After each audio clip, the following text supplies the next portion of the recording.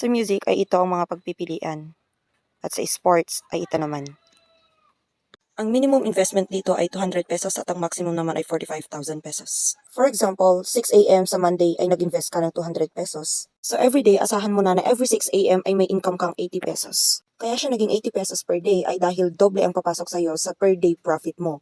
At sa loob yan ng 500 days ng investment cycle mo. Sa pag-i-invest, kailangan mo lang pindutin ang buy now at itong magpapakita. May pay in A at saka pay in B. So kahit saan dyan ang iselect mo at pindutin ang buy now. And after that, you will be directed to your GCash app and you need to log in your account. Just enter your number and press next. At dyan mo makikita ang payment info. And automatically mag-open ang pinaka-main na GCash app mo. And take note na sa every transaction na gagawin mo ay magkaiba-iba ang mga pangalan ng mga receivers. At pindutin naman ang next. At sunod naman ang send. After nun ay i-back mo lang ang iyong cellphone hanggang sa makabalik ka sa homepage. Ngayon ay pindutin natin ang order button sa baba at makikita ang activated order at saka payment record.